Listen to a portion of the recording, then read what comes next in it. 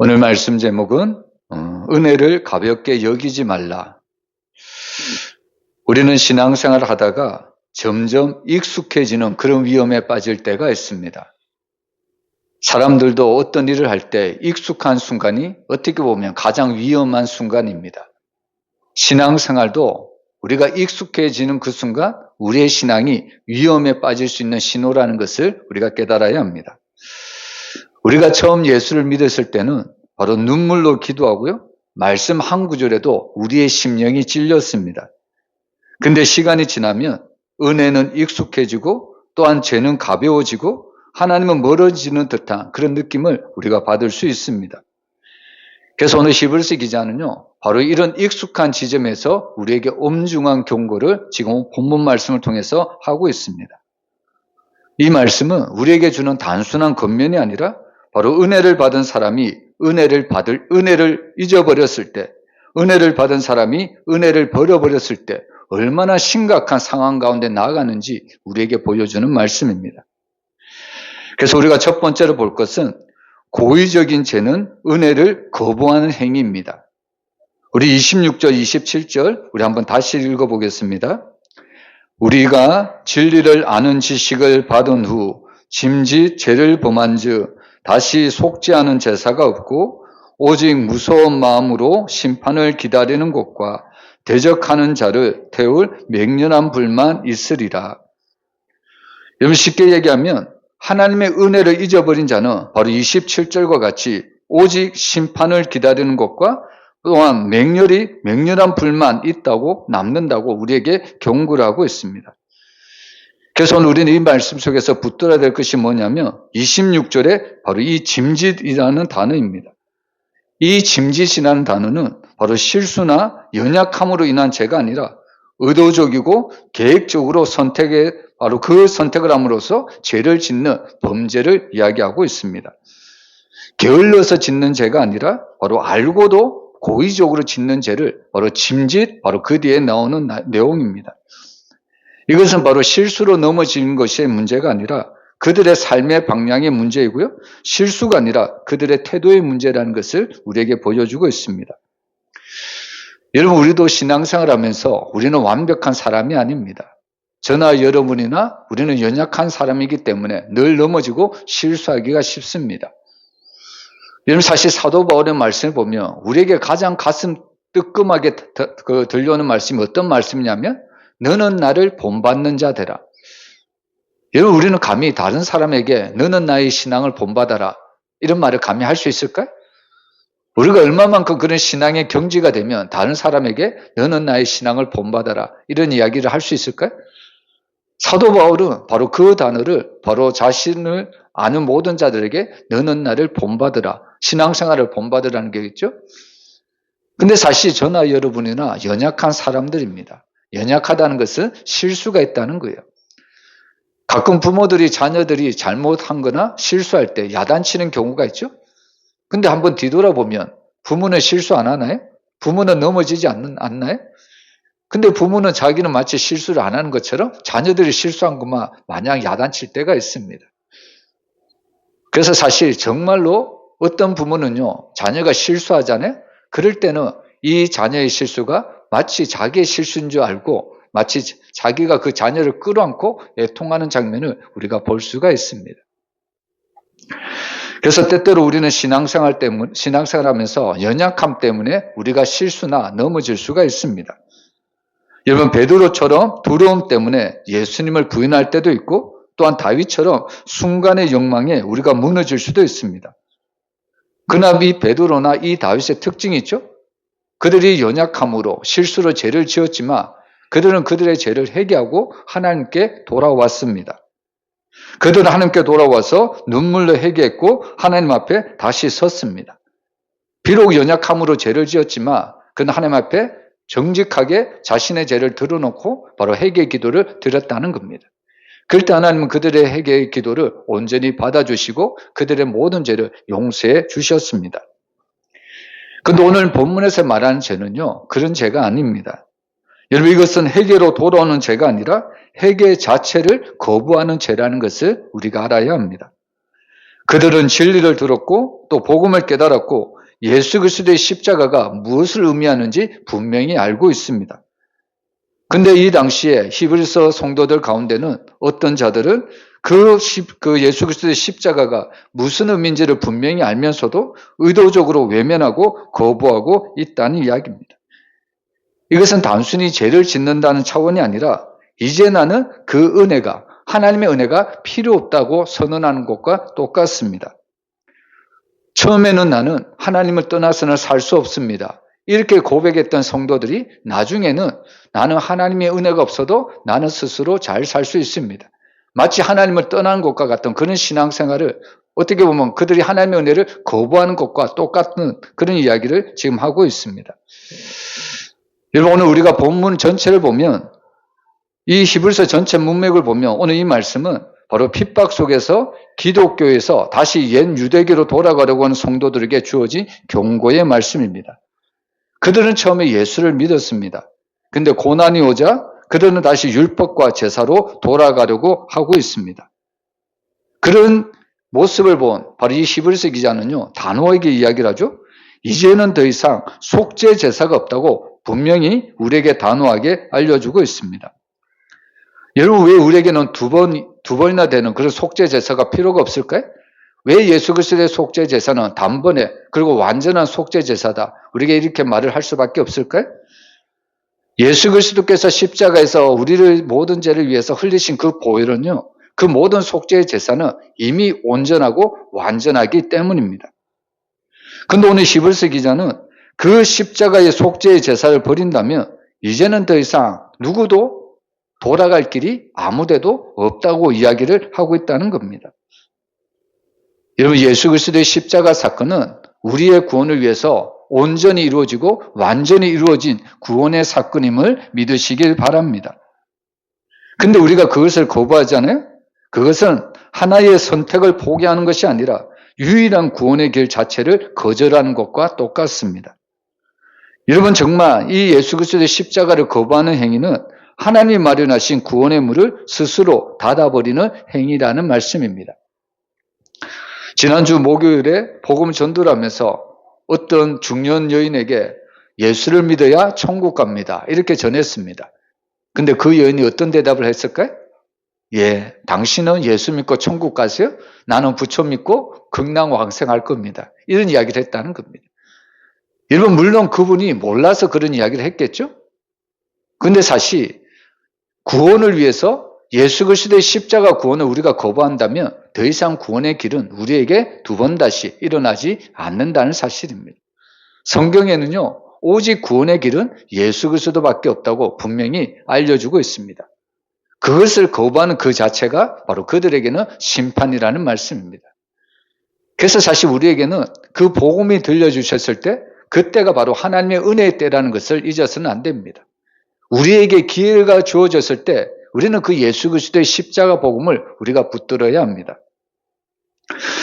여러분, 우리가 성경 속에서 가룟 유다라는 인물을 보면요, 이 유다는 예수님의 말씀을 들었고 또 기적을 보았고 직접 사역에도 참여했던 사람입니다.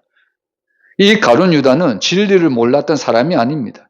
오히려 누구보다 예수님 가까이에서 예수님 하신 일을 누구보다 똑똑히 보았던 사람입니다. 근데 오늘 이 가룟 유다는요, 결국에 예수님을 은 30에 팔아 넘기고 맙니다. 이것은 순간의 실수가 아니라 이미 그의 마음속에서 예수를 내려놓고 예수를 거부한 그의 마음 상태라는 것을 알 수가 있습니다. 그래서 신앙생활이라는 것은요, 믿음 생활이라는 것은 쉬운 것이 아닙니다. 사단은 우리가 믿음이 강할 때 사단이 우리의 마음을 주장하는 것이 아닙니다. 우리의 믿음이 하나님을 잘 믿고 있다가도 한순간 틈이 나거나 한순간 허점이 나면 그 허점을 파고드는 것이 사단이 하고 있다는 겁니다. 그래서 사실 믿음이라는 것은, 신앙생활이라는 것은 한순간의 틈도 우리가 허용해서는 안 됩니다. 그리고 혹여나 그 틈을 허용했을 때 사단이 틈타오면 우리는 즉각적으로 하나님 앞에 해결을 해야 합니다.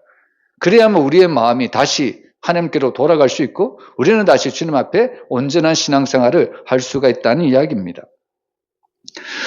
여러분, 결국 이 가룟 유다는요, 순간의 실수가 아니라 이미 마음속에서 이 예수를 거부하고 있다는 것을 우리는 알 수가 있습니다.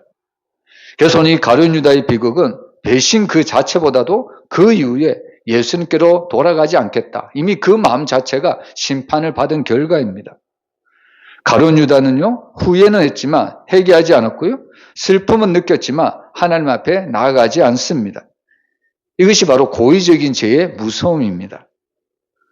여러분, 죄 자체보다 더 두려운 것은 무엇이냐면 하나님께 돌아갈 마음이 사라지는 것. 그것이 훨씬 더 두렵다는 것을 우리가 깨달아야 합니다. 여러분, 오늘 시브루스 기자의 말씀을 보면요, 이런 고의적인 죄를 짓는 사람들이 있습니다. 그러나 그것만큼 하나님께서 엄중한 심판이, 정말 그들에게 엄중한 심판이 있다는 것을 우리에게 분명히 경고를 하고 있다는 이야기입니다. 그래서 항상 하나님은요, 우리에게 은혜의 말씀을 주셨을 때 그 은혜의 말씀을 우리가 늘 생각하고 또 기억하고 그 말씀대로 우리가 살아가려고 정말 애써서 우리가 신앙생활을 해야 된다는 이야기입니다. 어떤 환자가 있었습니다. 여러분, 이 환자는 치명적인 병에 걸렸습니다. 근데 다행히도 이 치명적인 병에 걸렸지만 이 환자에게는 완벽한 치료제가 준비되어 있습니다. 그래서 의사는 그 환자에게 그 약을 복용하기만 하면 환자는 나을 수 있다. 환자에게 이야기를 합니다. 근데 이 환자는요, 나는 괜찮다고 하면서 그 약을 반복적으로 거부하고 있습니다. 그럼 이 환자는 병이 나을 수 있을까요? 여러분, 이 환자가 병이 낫지 않는 이유는 뭐냐면 치료제가 부족해서가 아니라 이미 치료를 거부하고 있기 때문입니다. 그래서 사실 우리가 영적으로 무너지는 이유는 뭐냐면 하나님의 은혜가 부족해서가 아니라 하나님의 은혜를 우리가 받아들이지 않고 있기 때문입니다. 하나님의 은혜를 우리가 고의적으로 거부하고 있기 때문입니다. 오히려 하나님의 은혜보다는 세상의 은혜를 더 탐욕적으로 우리가 욕심낼 때가 있다는 이야기입니다. 그래서 오늘 우리는 이 말씀을 통해서 우리의 신앙생활을 한번 점검해 보아야 합니다. 혹시 우리는 반복되는 죄 속에서 나는 그래도 여전히 괜찮다. 나는 여전히 믿음이 있다. 나는 그래도 하나님께 신앙생활을 잘한다. 혹시 이런 고백을 하는 성도들이 있습니까? 여러분, 어떻게 보면 이 모든 것들은 자기 합리화할 수도 있습니다. 하나님은 괜찮지 않다고 이야기하는데 나는 그냥 괜찮다. 다른 사람이 봐도 전혀 엉뚱한 신앙생활을 하는데 그래도 나는 괜찮다. 어떻게 보면 자기 합리화죠? 여러분, 그래서 사실 우리는 말씀을 들으면서도 순종을 미룰 때가 있고요, 하나님보다 다른 것에 더 우선순위를 둘 때가 있고, 또한 하나님의 말씀을 늘 읽으면서도 정말 하나님의 말씀에 순종하기보다는 그냥 세상의 방식대로 우리가 살아갈 때가 너무나도 많습니다. 그래서 사실 고의적인 죄는요, 단번에 만들어지지 않습니다. 우리가 아는 습관이라든지 인격이라는 것은 단번에 이루어지지 않죠?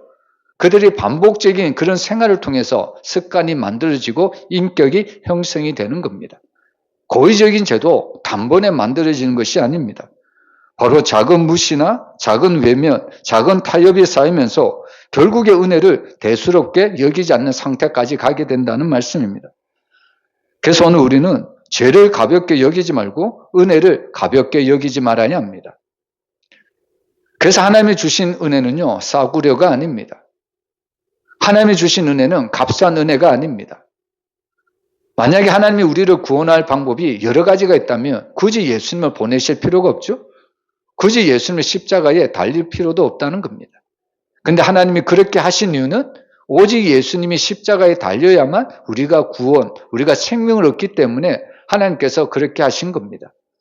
우리가 정말 그 사실을 믿는다면 하나님의 은혜는 싸구려가 아닙니다. 값싼 것이 아니라는 거예요. 여러분, 하나님의 은혜는 늘 귀하고 늘 중요하고 하나님의 은혜는 나에게 있어서 최고의 것으로 여기시길 바랍니다.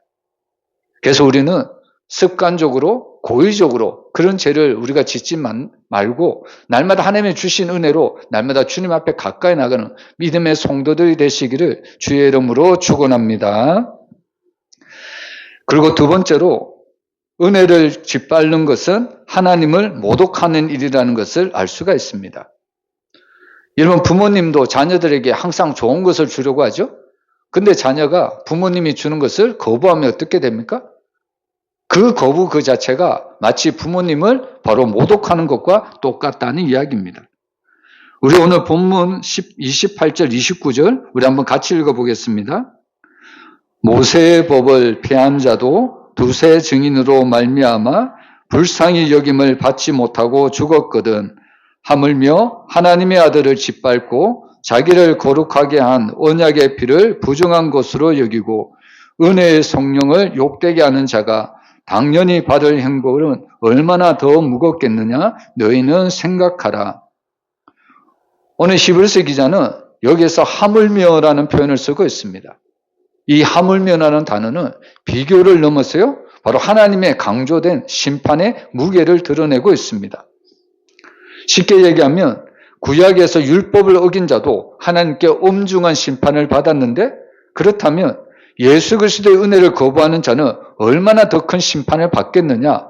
바로 하나님은 이 히브리서 기자를 통하여 하물며라는 단어를 통해서 우리에게 알려주고 있습니다. 그래서 오늘 여기 말씀을 보면 히브리서 기자는요 3가지 충격적인 표현을 사용하는데요. 첫 번째로 그들은 하나님의 아들을 짓밟았다 이렇게 이야기를 합니다. 그리고 두 번째로 언약의 피를 부정한 것으로 여겼다 이렇게 이야기합니다. 그리고 세 번째로 은혜의 성령을 욕되게 하였다 이렇게 이야기합니다.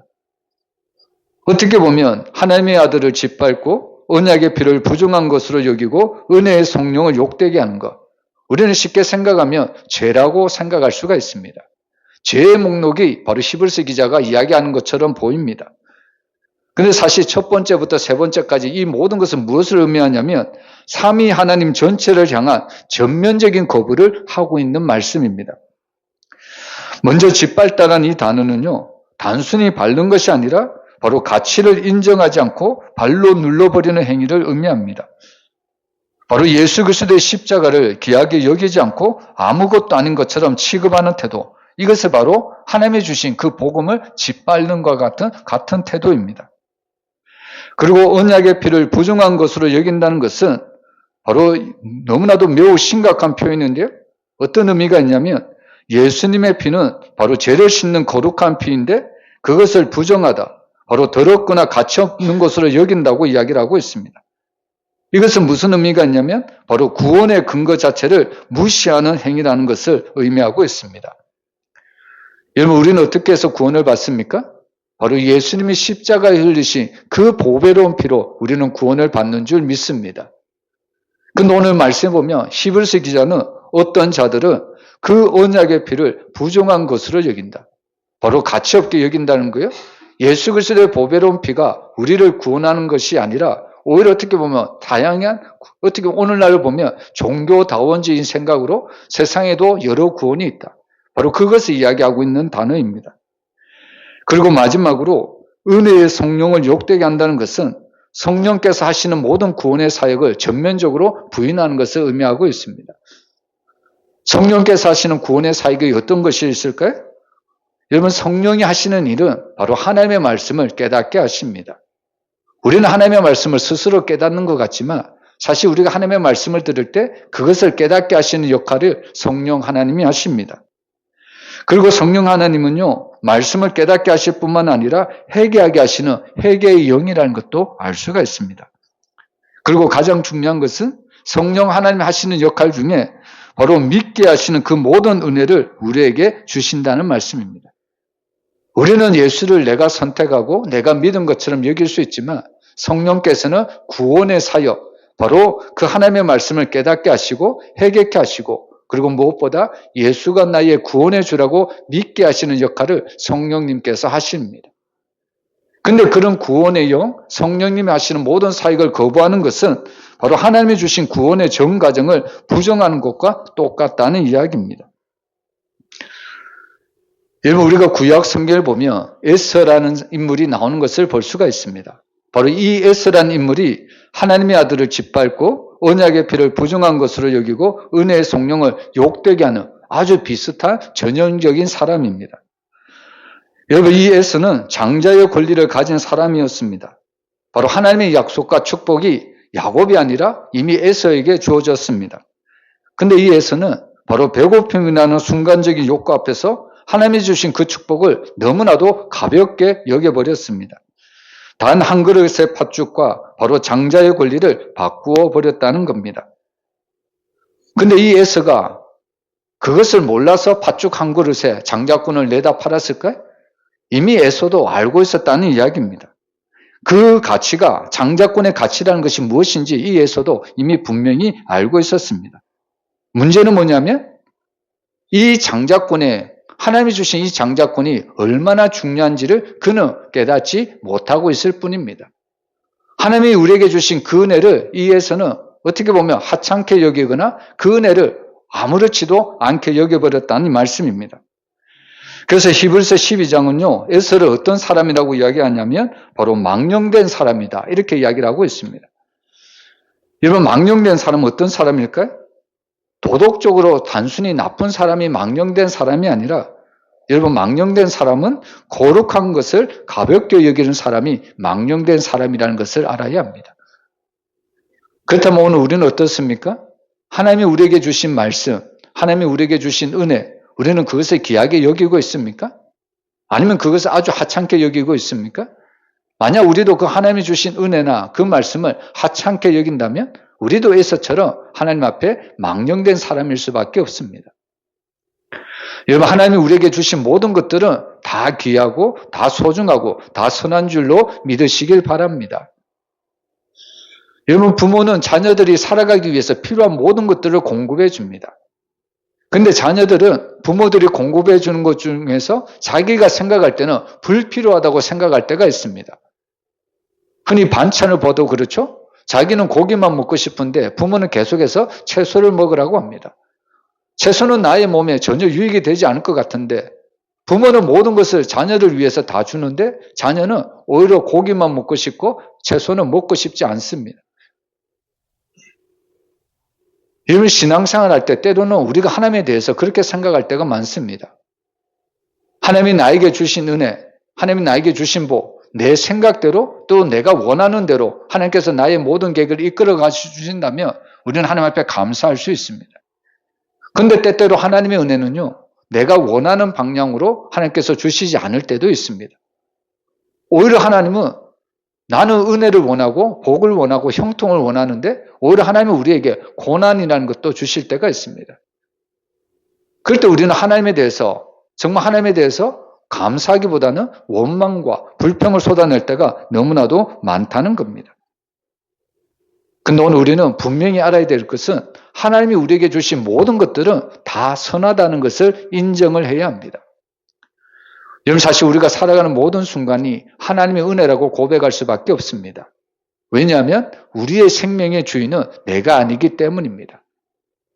내가 아무리 내 생명을 붙잡고 내 생명을 연장시켜 보려고 하지만 우리 뜻대로 되지 않을 때가 너무 많습니다. 지금 제 주변에 암 때문에 지금 너무나도 고통스러워하는 목사님 계시고 또 제 친구가 계십니다. 목사님은요, 어떻게 보면 이제 하나님 앞에 부르심을 받은 그 상태입니다. 그리고 제 친구는 계속해서 항암 치료를 받고 있습니다. 여러분, 사실 우리가 이런 것을 봐도요, 정말 생명의 주인, 어떻게 보면 너무나도 건강했고 어떻게 보면 자신의 생명을 자신의 것으로 여길 수도 있지만, 근데 우리는 사실 이런 어쩔 수 없는 자신의 생명의 연약함 앞에 서게 되면 이 생명의 주인은 내가 아니라는 것을 고백할 수밖에 없습니다. 그래서 오늘은 하나님이 나에게 주신 모든 것들은 정말 은혜라고 우리가 고백할 수밖에 없는 겁니다. 하나님은 필요 없는 것을 우리에게 주신 적이 없습니다. 하나님은 때로는 고난이라는 것도 나의 믿음의 연단을 위해서 하나님은 고난을 주신다는 겁니다. 그리고 우리가 그 고난을 우리가 겪어내고 그 고난을 통과하면요, 하나님의 욕과 같은 정금 같은 믿음으로, 순금 같은 믿음으로 만들어주시는 줄 믿으시길 바랍니다. 그래서 하나님은 나에게 주시는 모든 것들은 선하고요, 귀하고 가장 소중한 것입니다. 여러분, 때때로 우리가 신앙생활 하면서 우리도 이런 신앙의 위험 요소가 너무 많다는 것을 알 수 있습니다. 우리도 예수님의 십자가를 믿습니다. 근데 중요한 것은 우리는 예수님의 십자가를 믿지만 때때로 우리의 삶을 보면 그 십자가가 우리 삶의 결정적인 기준이 되지 않을 때가 있습니다. 예배보다 다른 일정이 더 중요할 때가 있고요. 말씀보다 세상의 기준이 더 크게 들릴 때가 있고 기도보다 자신의 판단이 앞설 때가 있습니다. 물론 이것은 우리가 의도하지 않는 겁니다. 그러나 중요한 것은 우리가 이런 영적 생활보다 우리의 삶, 우리가 세상의 삶을 더 우선순위에 둔다는 것은 바로 하나님의 말씀의 가치를 점점 낮추고 있다는 영적인 위험의 신호라는 것을 우리에게 분명히 경고를 하고 있습니다. 그래서 신앙의 위기는요, 죄를 많이 지어서 신앙의 위기가 오는 것이 아닙니다. 여러분, 신앙의 위기는 하나님의 은혜를 대수롭게 여길 때 우리의 신앙이 엄청난 위험한 순간이라는 것을 깨달았으면 좋겠습니다. 그래서 오늘 우리는요, 항상 우리에게 주신 하나님의 은혜를 가볍게 여기지 말아야 합니다. 그래서 우리는 십자가를 다시 귀하게 여겨야 되고요, 예배를 다시 소중히 여기고 말씀과 기도를 다시 우리 삶의 중심에 두어야 합니다. 그럴 때 우리의 생명은 하나님이 주신 은혜는 다시 한번 우리에게 차고 넘치는 복으로 허락해 주신다는 말씀입니다. 오늘 우리가 살아가는 모든 삶이 은혜를 가볍게 여기는 삶이 아니라 은혜를 존중하며 살아가는, 하나님의 귀한 은혜를 날마다 선포하며 살아가는 저와 여러분의 삶이 되기를 주의 이름으로 축원합니다. 그리고 마지막으로 하나님은 처음의 믿음을 기억하게 하시는 분이십니다. 우리 32절 우리 한번 같이 읽어보겠습니다. 전날에 너희가 빛을 받은 후에 고난의 큰 싸움을 견디어낸 것을 생각하라. 여기서 생각하라는 말은 단순히 기억을 떠올리는 정도가 아니라 헬라어 원어를 살펴보면요, 과거의 사건이 일어났잖아요. 그 과거의 사건, 하나님이 과거에 베풀어 주셨던 그 은혜를 현재로 끌어와서 다시 붙드는 적극적인 기억이 바로 생각하라, 이 단어 속에 포함이 되어 있습니다.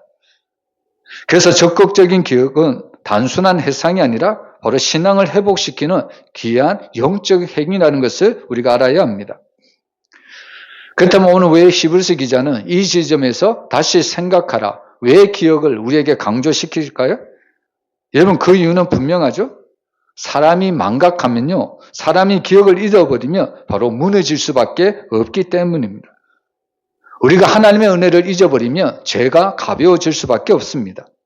십자가를 잊어버리면 세상이 커 보이고요, 우리가 처음 사랑을 잊어버리면 우리의 신앙은 형식으로만 남을 수밖에 없습니다. 그래서 하나님은 항상 우리에게 말씀합니다. 기억하라.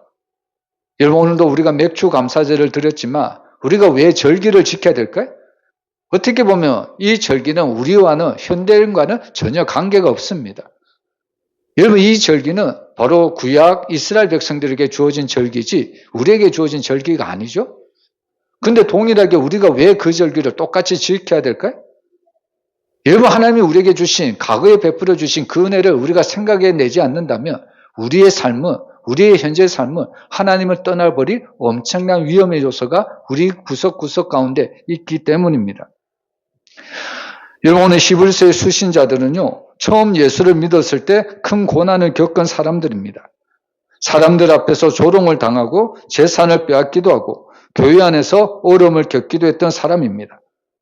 그럼에도 불구하고 그들은 처음에는 믿음을 지켰습니다.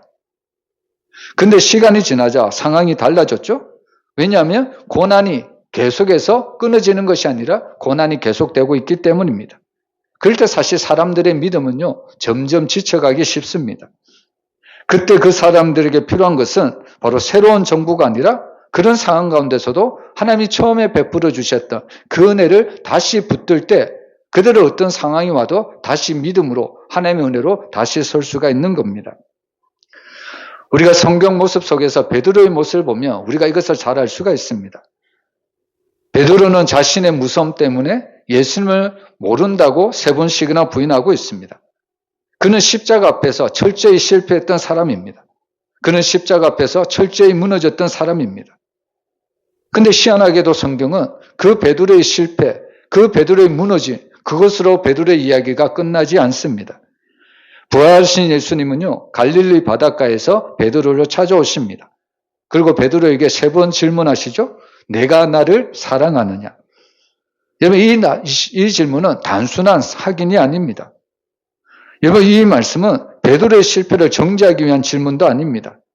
사실 예수님이 베드로에게 한 이 질문은요, 베드로 속에 있는 그 예수님을 향한 사랑을 다시 끄집어내기 위한 바로 그런 질문이었다는 것을 우리가 알 수가 있습니다. 바로 그때의 베드로는 바로 그 예수님의 질문 때문에 다시 회복되고 다시 일어설 수가 있습니다. 여러분, 사실 베드로는 완벽한 사람이 아니죠? 그의 마음속에는 여전히 힘듦과 어려움 속에 있습니다. 어떻게 보면 자신이 예수님을 부인했다는 그 중고시가 베드로의 마음속에, 심령 속에 떠나지 않았을 겁니다. 근데 그런 베드로에게 예수님이 내가 나를 사랑하느냐? 3번씩이나 이렇게 질문함으로 결국 베드로의 마지막 고백을 바로 끄집어내지 않습니까? 내가 주를 사랑하는 줄 주님께서 아십니다. 그 베드로 안에 있는 그 주님에 대한 사랑, 어떻게 보면 티끌만한 사랑일 수도 있겠죠? 그러나 그런 고백을 통해서 결국에 오는 예수님은 베드로의 모든 허물, 모든 실수를 용서하시고 다시 이 베드로를 하나님의 나라를 위한, 복음을 위한 위대한 사도로 세워주셨다는 것을 우리에게 분명히 알려주고 있습니다. 그래서 사실 신앙이라는 것은요, 완벽한 사람이 신앙을 유지하는 것이 아닙니다. 여러분, 신앙은 기억하는 사람이 끝까지 간다는 것을 믿으시길 바랍니다. 그래서 사실 우리가 신앙생활 할 때 우리는 무언가 새로운 것이 필요한 사람이 아니라 이미 하나님이 나에게 베풀어 주신, 이미 우리가 경험한 은혜를 다시 붙잡는 것이 훨씬 중요합니다. 처음 예수님을 만났던 간격, 처음 눈물로 기도했던 순간, 처음 말씀에 마음이 찔렸던 그 경험처럼 우리는 하나님 앞에 다시 한번 우리가 첫사랑을 회복을 해야 된다는 말씀입니다. 그래서 계시록에 보면 예수님은 에베소 교회에게 이런 말씀을 주죠. 너의 처음 사랑을 회복하라. 여러분, 우리는 이 말씀을 듣고 다시 우리가 하나님을 만났던 그 예수 그리스도를 만났던 그 처음 사랑을 회복했으면 좋겠습니다. 우리가 하나님 앞에 그 처음 사랑을 회복했을 때 하나님은 우리에게 더 큰 은혜를 허락해 주실 줄 믿습니다. 그런 하나님의 은혜로 우리는 한 주간을 살 수 있고 또 우리의 남은 생에도 하나님의 은혜로 살아갈 수가 있습니다. 날마다 하나님이 주신 은혜를 우리가 값싼 것으로 여기지 말고 하나님이 주신 은혜를 나의 생명같이 귀하게 여기고 날마다 하나님의 은혜 가운데 살아가는 저와 여러분의 삶이 되시기를 주의 이름으로 축원합니다.